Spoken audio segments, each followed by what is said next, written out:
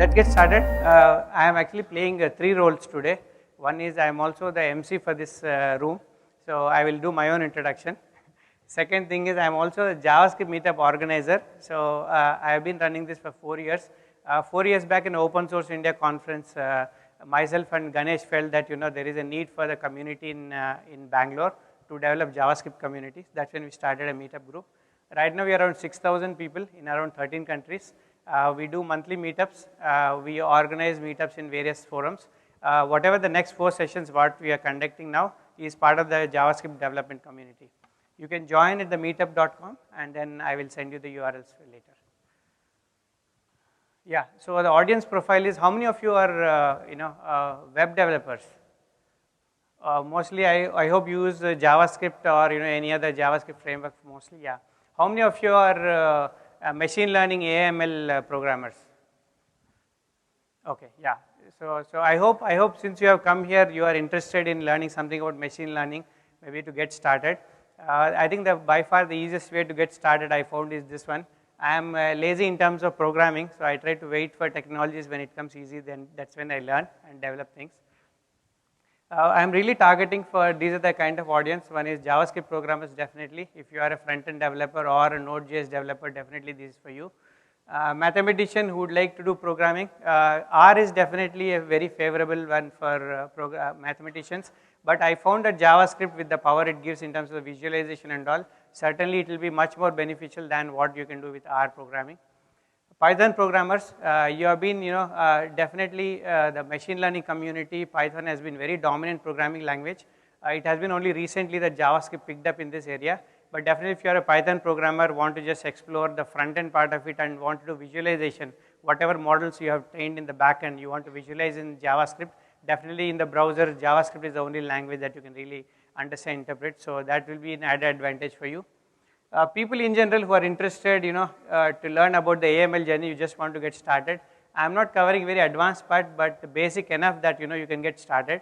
From the audience who raised the hand, looks like you are mostly interested. You had a JavaScript development or the web development background, but you are keen on learning machine learning. Thank you. If you are even not a very technical person, but just to understand going forward, the webcams and all the intelligence what they are going to build, if you just want to know about, this still the talk is relevant for you. This session, what is it not about? Maybe it is good to set the expectations clear. It is not about the deep dive into JavaScript ES6 features. So we will be using some features. If you are familiar with it, it's good enough. If you're not familiar, don't mind. You will get to learn about it. But these are the mostly used ones: async, await, and promises. These are most extensively used because in machine learning, what happens is whenever the events or you are capturing a face, it needs to do a lot of processing in terms of detecting the face and then matching with the model and a lot of things. So if the browser hangs, it's not a good interface. So most of the things what you will do is more asynchronous in nature. So by nature, you will be using these features. Not going to cover TensorFlow. So Tensorflow.js is different from TensorFlow. So I'm going to talk about what is the difference. To explain machine learning models is a different topic altogether. I will not be covering those. And how to train a model. We'll mostly use in terms of a trained model we'll use, not really training a model in this session. But what is that we will cover? You will definitely learn about how to use Tensorflow.js in your application. So most of you raised hand when it asked for web development. Definitely you can start using it as part of your projects, either it's your pet projects or your company project, you can definitely start using.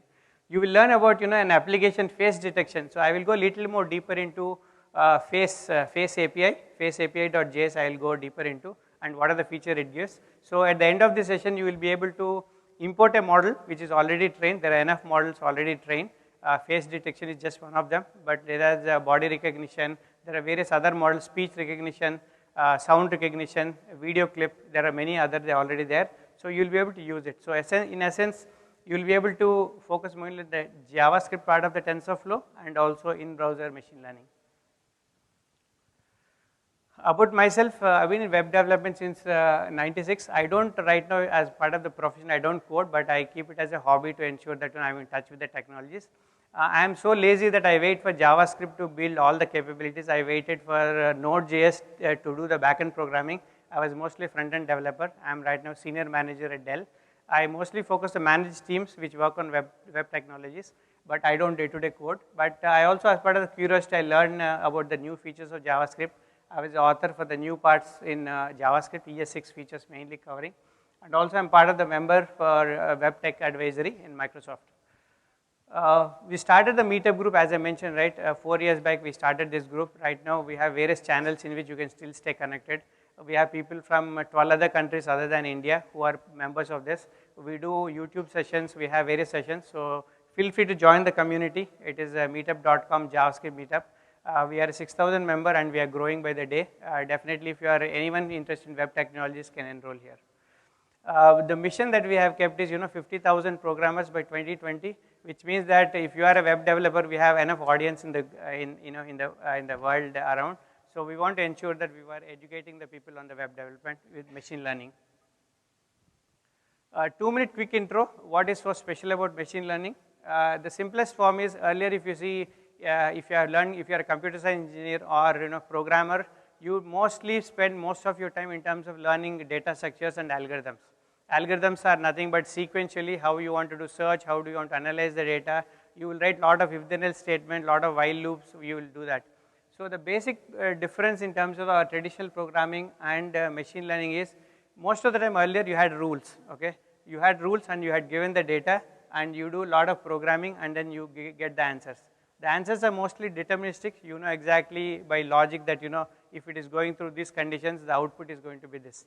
But in machine learning, the difference is that you feed the answers, you feed the data, whatever the machine learning logic that is built is the one that is the learning part, and then it will give you the rules.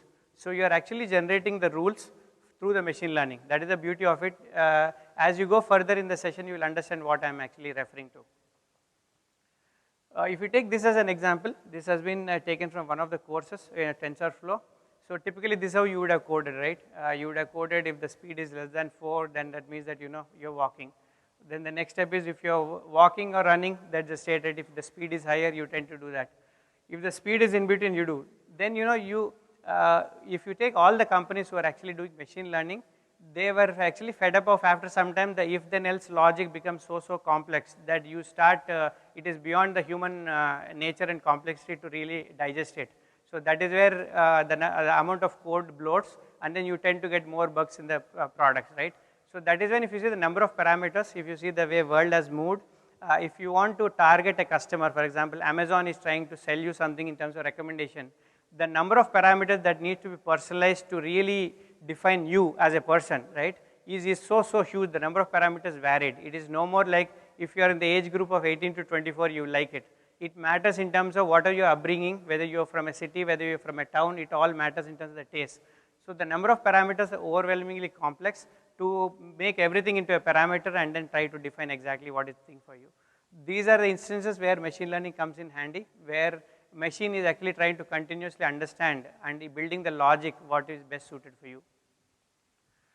A simple example, I think in our primary school or secondary schooling, we would have learned a typical equation where we have x, okay, and we have y, right? Y typically what we call as a dependent variable, and x is the independent variable. Given a value of x, you will be able to. Can you tell what is the relation between x and y? Can someone take a shot? Exactly. So how do we derive that? As human beings, we were able to do that, right? So we see some patterns. We keep on checking each one of it. If it fits it, then you know that the end of it, yeah, more likely deterministically you can say that it's 2x plus 1, right? So that we derived it as human beings, but for computer we would have actually coded this in a different way. We should actually give the equation and then it will tell you what is the value of y. Now you think of a world where we are giving the data and computer has to generate that one. That is how we have done, right? If you see pattern matching, any of the aptitude tests you crack through some patterns. You know that these are the patterns and you build the logic. So we are actually making the computers do the same thing. And that is the most interesting and challenging part. That's where machine learning has picked up very good right now. Okay, a quick 3-minute intro to TensorFlow. What is TensorFlow? TensorFlow is a core library. It is backed by Google. Google internally uses it as part of their products right from Gmail, where it recommends you what could be the likely response to an email, okay, or it could be the Google search. When you give the personalized one that it is giving the 100 parameters, it tracks you. While they do it with various intent, but it is also benefiting you because every search result is very unique, directed to your persona or personality, right? So all those is possible. Google has been internally using it. If you see, it's an end-to-end platform. When you say end-to-end platform, the TensorFlow is a very generic name. The reason I told I will not cover TensorFlow but Tensorflow.js is TensorFlow itself is very generic. It addresses right from the IoT devices, the Raspberry Pi, for example, and it goes till the core and the cloud. So in between, whatever you have the compute elements, all of them can be using TensorFlow. So it can be fit into browsers, it can be on-prem production servers, it can be in the cloud. So all of the variants where TensorFlow fits, and it depends on the consuming side.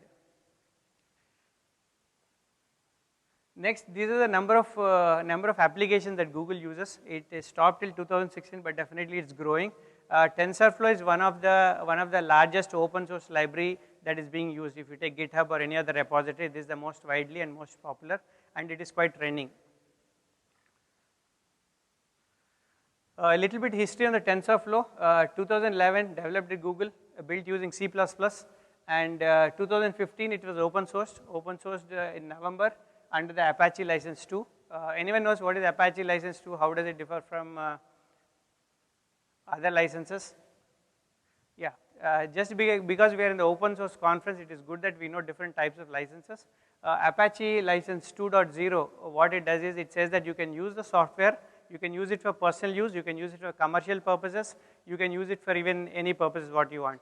You just need to attribute that you are using the license, okay? You don't need to make your code public what you derive out of it. Suppose I am using TensorFlow, I build a commercial application, I don't need to make my proprietary code public, I just need to attribute that my product uses Apache, this TensorFlow. So that means it is very conducive, where there are no patent implications and all. If you are building something for production or commercial purpose, there are no legal implications, so that way this license is very favorable for either personal use as well as commercial. Language bindings, yeah, as I mentioned, TensorFlow is the core library built in C++. It has multiple interfaces. You can use it if you are a Python programmer, R, Java, and Swift is the recent one that's being supported, mainly to focus on the iOS community, the Apple consumer base. And it was also deeplearn.js. Deeplearn.js was the one that became actually TensorFlow. So this is a brief history of TensorFlow. Variants of TensorFlow, this is important to understand because the core library is where it is building the machine learning logic. It's all the the tensors where all operations happen. On top of it, we have the language bindings, which is the TensorFlow JavaScript, which can be used in browser as well as Node.js for the backend. Typically, browser it is used whenever it is mostly the model is already trained. You just are using it. You are using it to test your real world data. For that, you use it in browser. A most ideal condition is you use the TensorFlow.js in the node mostly on the backend, and then use for your representation or your interaction with the users, you use it in the browser. TensorFlow Lite is another variant. TensorFlow Lite is mainly for end devices, edge devices, which are low, very low in terms of resources, in terms of CPU, memory, and others. Like example is Raspberry Pi. Even your Android phone, iOS phones, all come under the Lite part of it. Though the phones are very powerful, but if you see the low end of the phone, TensorFlow Lite is the one that should be used, which means that it has language bindings with Java for Android. It has for other iOS also, it has language binding. So TensorFlow Lite is ideal for low end devices. And TensorFlow Extended is for production environments. So if you see Google themselves, they are as part of the Google Cloud provider, they have whole of their workloads running using the TensorFlow Extended, which means that whatever you have trained and then made it available, you can go production real time by using the TensorFlow Extended modules. Coming to the main topic, the TensorFlow.js is a WebGL accelerated. So how many of you heard of WebGL earlier? Web graphics library it is. Yeah, okay, yeah. So just for people who are not aware of, so whenever there was heavy demand from browsers, if you see earlier AutoCAD kind of applications, AutoCAD and all, or gaming, right? AutoCAD and gaming are the kind of applications which really needed to use the CPU and the graphic processing unit of your computer, But then we saw that was deprived whenever the browser applications came into picture. They were not able to really use it. That's when a standard came in called WebGL. WebGL was mainly for doing all the graphical computing, which is mostly in terms of multi-dimensional matrix being, the mathematical operations you do for transformations. Suppose a tank in a game is moving, right? When you have to get a smooth rotation of it without the jerky feeling, so you need something like WebGL. So WebGL plays a big role in that. It is an older technology and a standard, but now TensorFlow is nothing but in a way it is also mathematical computation. You are telling that there are 50 parameters which need to be tuned to a level which is personalized to your recommendation. For example, Netflix movie you want to recommend, there are 50 other parameters which need to be tuned. So all the computation is using the power of the WebGL, which means that you are using the graphics GPU, the graphic processing unit of your computer. It is based on then the JavaScript library to train as well as deploy. So while I mostly focus in this session the deploy part of it, training is also, you can do it using JavaScript in the web. What are the cool things about Tensorflow.js? I think the most coolest thing is, even if you are machine learning, you are interested to learn and you get into Python, right from you start with Python installation. So if you're not a very familiar computer programmer or things like that, you may have those as a hindrances, right? But in this case, right, you just need to add this line and it magically works. That means that your whole machine learning library is readily available for your application to be consumed. That is the beauty of it. So there is no installation, no setup required. You just need to add this line and then you have the full power what Google uses for its own applications. You have the full power here in browser. Visualization and interaction is easy because you have a lot of graphical libraries available for charts, for your any computation you want to show, it's available in JavaScript framework. So you can actually have that interaction as well in that. Many of the time if you see the mathematical representations of the neural networks, the way neural networks converge over a point to say whether the image is of a cat or a dog, there are a lot of layers that happens. All the layer visualization can be actually seen when you use it through the browser. So you can do the visualization possible, that way graphically you are getting a representation whether the tuning of your model is been working good, is converging towards the cat or incorrectly going to dog. That and all you can do using this. Just one language for the entire stack. I think this is what makes me stick with JavaScript so much. I never need to learn any other language because I can do front end, I can do back end, I can do machine learning and whatnot. As Stack Overflow founder said, if anything had to be written in JavaScript one day, it will be written because there's enough community that people are craving and doing the right things there. Model trained Node.js and Python. Model is training in that one, and then even the Python programmer who modeled it can bring it to Tensorflow.js and then use it. I'll show you how. Power of WebGL we already talked about. Chrome : if you give that in the flag, you can really see whether it's enabled or not.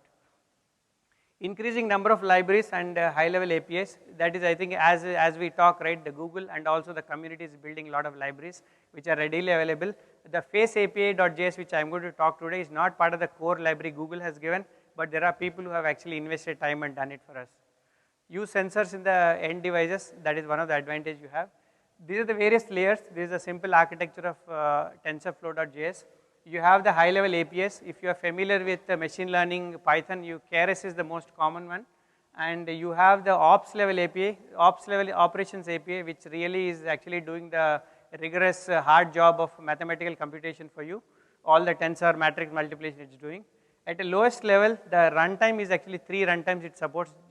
It supports browser, it supports WebGL. WebGL I treat it separately because browser need not always enable WebGL. So you have browser, WebGL and Node.js. What you see here is you have the CPU, GPU are familiar. TPU is something Google has come up with, that is a tensor processing unit that is exclusive for Google cloud providers. They are providing that. That also has a huge advantage because the pace in which your application performs is much better, though it is on cloud. These are the various models available. They are readily available for consumption. If you see, this should basically support most of your needs, what you might be having, okay?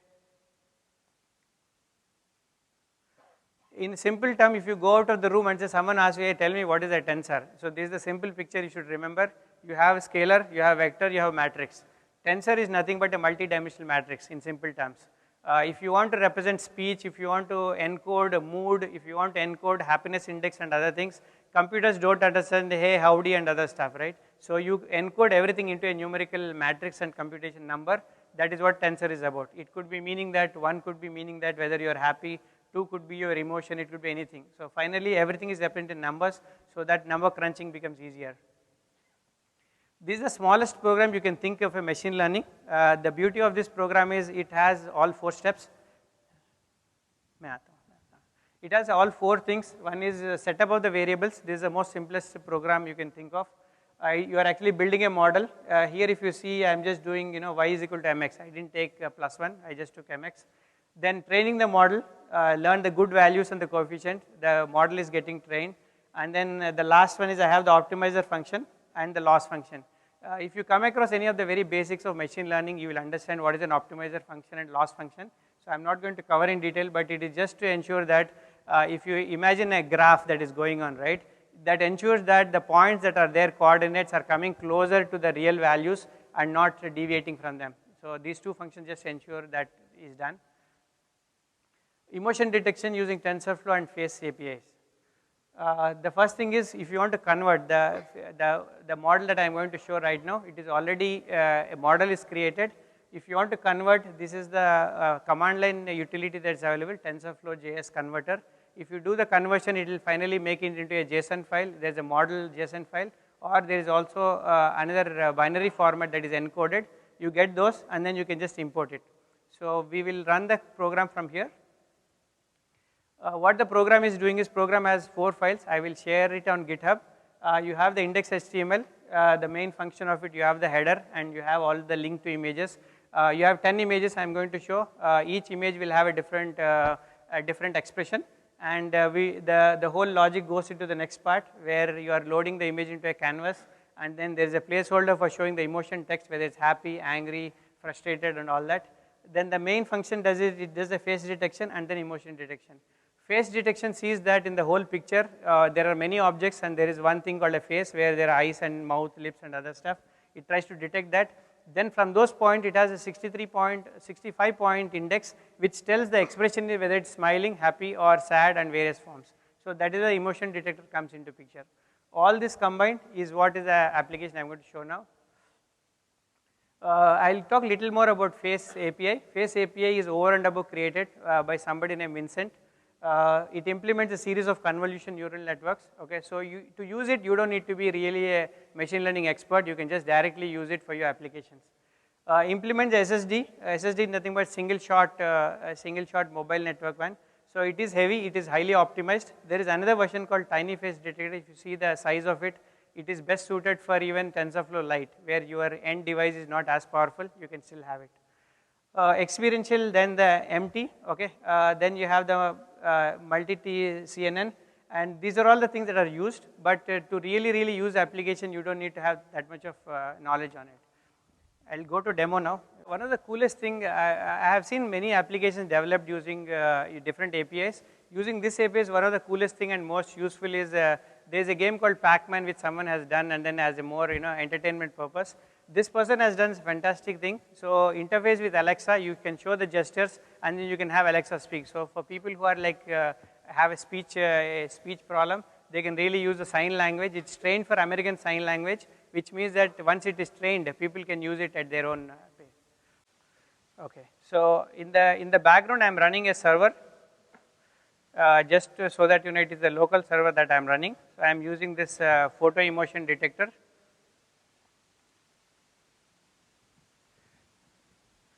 So if you see here, it's loading the face detector, and then it will then check the emotion detection.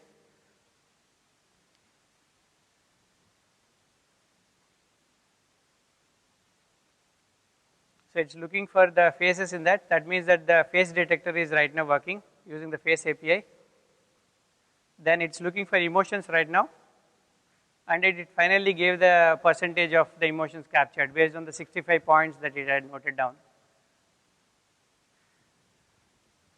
And there are other cool stuff actually. So I will go to, this is just one detection part. There's one more other one which is a little more serious and robotic. Can you tell what is the expression here? Yeah, it looks a little sad. So it gives a percentage in terms of each one where it looking like. So the person who has developed it, if you see, part of the detection, right? So you have already trained once. So it detects the faces in smart way, right? You can also use it from the disk. So some of the pictures that I have. So if you see here, this is a send off we were giving for the girl who was sitting there. Okay, so she seems to be happy, and there are few people who are happy and sad. But if you see, it didn't detect exactly the other faces. So for that what you can do is minimum confidence, if you decrease it, it will start detecting the face. So the one at the back is me, and then if you decrease the confidence part of it, it will start detecting people. And you can use the same for this for face detection, but you can also do for emotion detection. What it told is, looks like out of the people when we were doing a farewell, the person who was going was happy, other person who also has an offer is happy, but manager me is not happy, and this guy also some reason was neutral. Okay, so this is the one which has a playground. So if I again go back, this is for expression detection. So I will load the same picture again here.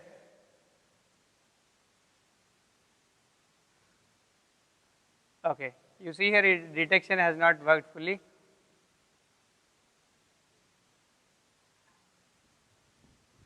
So there are few neutral face and also this is the best way you can actually capture your farewell pictures or party pictures and then say that how many people are happy and how many are sad. Okay, so these are, I think, Face API. I think I would recommend that as a starting point for you. It has a good number of applications, lot of documentation. It's pretty simple to use. If you take the example here, the APIs are well documented. What kind of model you want to load, you can take it on your own. Other than that, the real APIs, I will send you the link. All my presentation has a lot of notes at the bottom, which has examples of each one of them. That should be useful for you.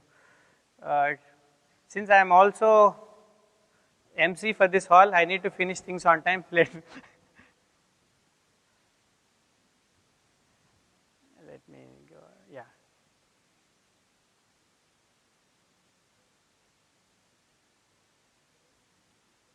Okay. That pretty much concludes the talk. Any questions? Which one? Okay. The server I just ran is any server. You can say HTTP-server, and you just need, the reason I am running it in a server, not just the file, is there is something called CORS. Okay, any cross references to the other domain, it doesn't accept. That's the only reason we need to run it. Otherwise, it should just run otherwise. Yeah. Yes. At the most, if you see, npm has a HTTP server module. You can just install. That's a very basic server. What it does is, whenever the local file, whatever is there, it will just show to the browser as if it's from server. Otherwise, server itself is not serving any purpose there. Yeah, you can run it offline. Yes, offline. Yes. So what I did is, before this session, I didn't have the Wi-Fi connection. So once I have loaded it, you can actually have the Tensorflow tf.js onto your local, and then you can start using it. You can run it as a node. So I have the same thing on my node server. If you see here, one of the examples I have.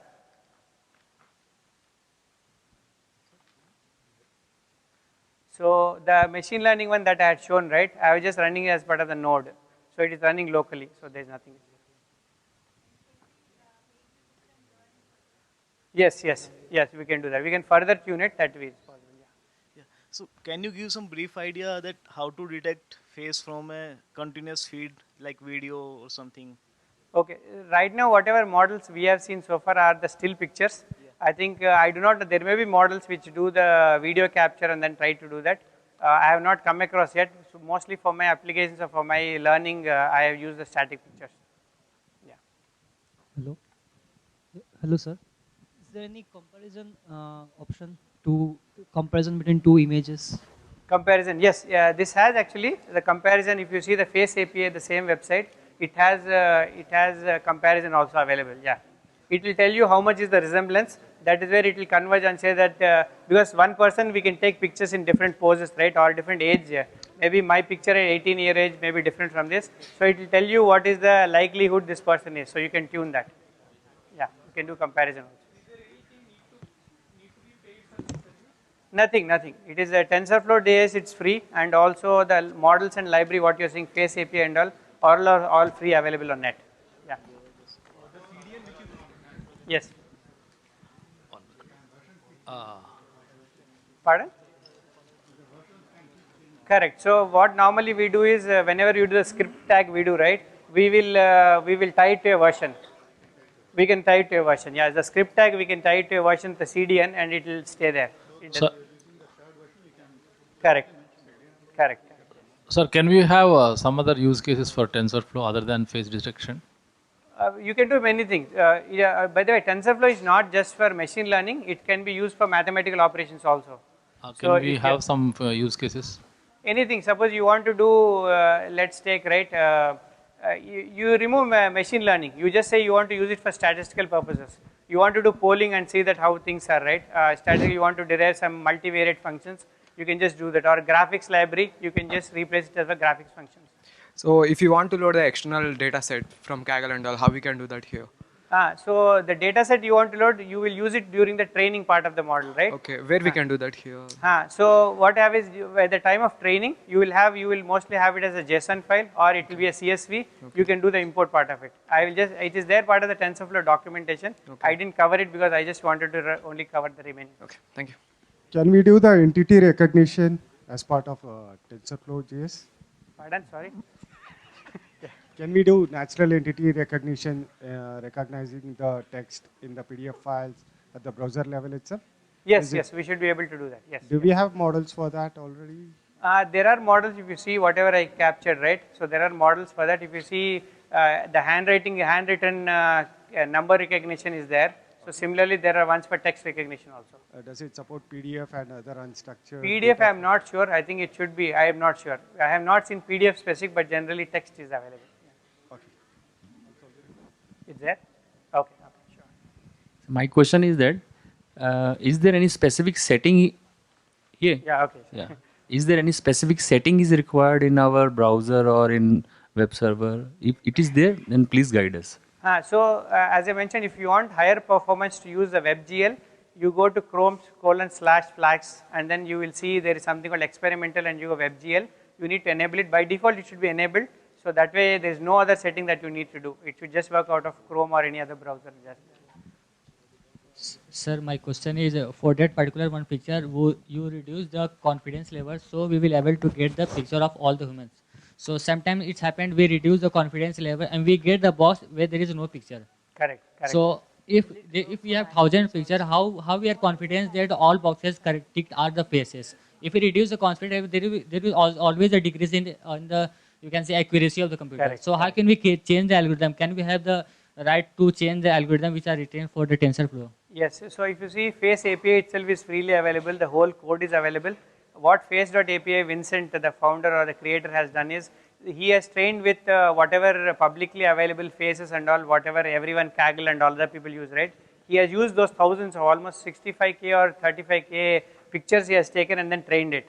Whatever other models are using for the same logic, it should work, because finally the whole algorithms are tuning some 10 to 15 parameters to recognize the face, right? So those can be tunable further. So that is where going forward, if you feel that it's not accurately recognizing the faces that you have because of the high definition any reason, you should be able to tune it. Yeah. Will that holds good for animal faces? Yes. Right, say. No, I think this is mainly for human faces. I think there will be different. Yeah. Okay. Yeah. Will that holds good for animals or something else? So there is one model which detects the objects. Yeah. Okay, which could be object or anything. For example, if it's a Google Glass or anything, right? It should be able to tell whether it's a moving object, it's an animal, it's not, right? So there are, for example, cat, dog, and various pets you can think of animals. There are enough models to recognize those. No, I'm asking about the emotions. Can it? I think it should be programmable. It shouldn't be, as long as visually you are able to see the indication, that should be. Or if you see the body movement and detection, that could be a different algorithm. Can you tell us your GitHub link? GitHub link, yeah, I will share it. Pardon. Hi, sir. Yes, hi. So can we train models using TensorFlow.js and then use those models in other applications? Yeah, definitely. So what happens is the exchange of data, nothing but, finally when you train a model, it's nothing but set of parameters that you are tuned, right? It can be reused, yes. Okay. With other applications? Yes, like PyTorch, I think if you look for, you can do that. Interchange is possible, yeah. Thank you. Hello. Yeah. So normally we have model training in the backend servers, right? And then we want to inference the model result of it, right? For various algorithms. Correct. So is it that this can be used as a front end for getting the inference results of whatever inputs we have, whatever test inputs we have. Correct. I mean, how does it work? So it co-works.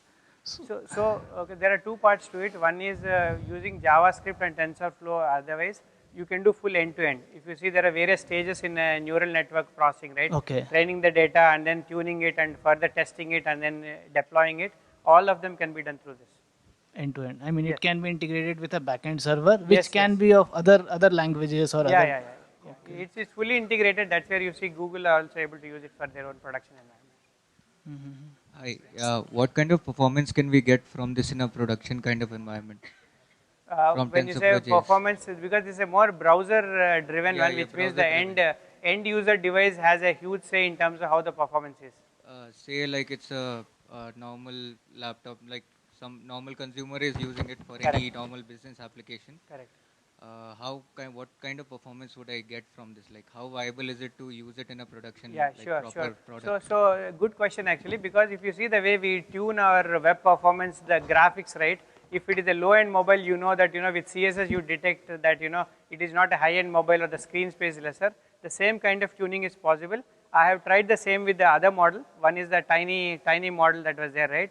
If you feel that the end device is not really capable of handling something, you can switch that to tiny model. So it has a lower footprint and it also will do lesser compute usage. So you can tune it. The accuracy may be varying. Okay, accuracy may be varying, but you can still using Face API. Face API supports 3 models right now. So the tiny one is mainly for if the end device is low compute or low resources, you can actually switch to that. Right now, is anyone using this like in a production environment in their applications? Do you know of Production anyone? environment, I am not sure, but seeing the capability and the power of it and also the tuning in which it is achieving, actually I feel that it is ready for production, but I am not sure of who are using it in that. Shall